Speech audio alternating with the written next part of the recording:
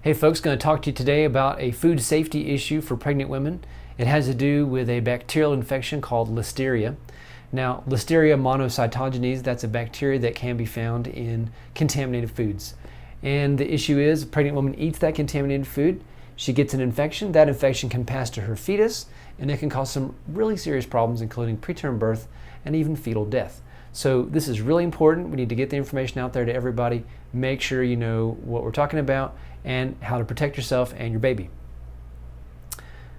Now, women, when they get this infection, usually it's a pretty mild thing. It can be sort of some flu-like symptoms, maybe some fever, some gastrointestinal symptoms, diarrhea, nausea, vomiting. It can seem a lot like a lot of other infections. So the key is to be aware of the types of foods that could precipitate an infection, to be aware and to notify your doctor so you could be tested right away. Now, the symptoms can start anywhere from the same day you ate the food to even 1 to 4 weeks later, so you really have to keep this in mind.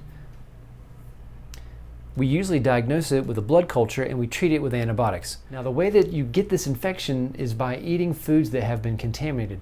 There's 2 or 3 categories of foods that are the most risky. Number 1 is unpasteurized dairy products. So soft cheese from the cheese lady down the road, that caused a serious infection when I was in residency and led to several fetal deaths. And it was made with unpasteurized dairy that had been bought from the dairy and taken straight home and made into cheese. And this person was going door to door and selling this, and unfortunately several babies died as a result.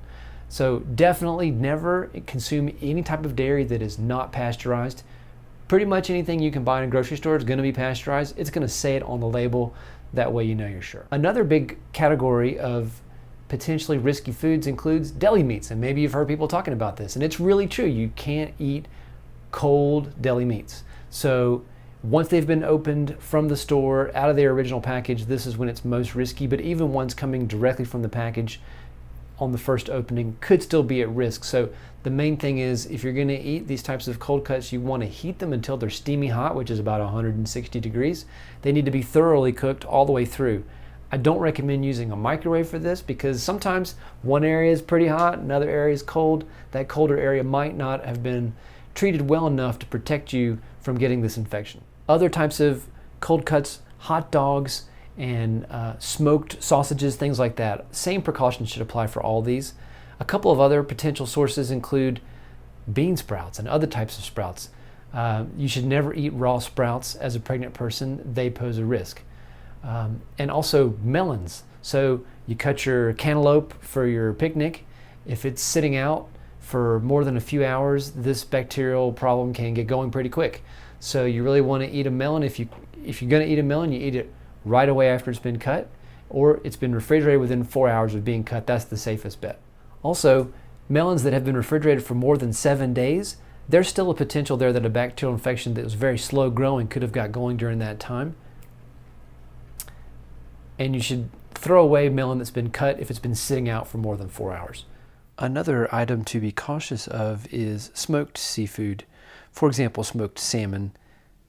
These are often labeled as Nova style, lox, kippered, smoked, or jerky. Pregnant people are encouraged to avoid eating these as they also have a risk. However, things that are considered shelf stable or canned tuna and salmon and other fish products are not considered to be risky for increasing your chances of getting sick from Listeria. So Listeria is just one type of food safety issue you should be aware of. There are others. Check out our website. We have a link. If you have questions, you can put them in the comment section below.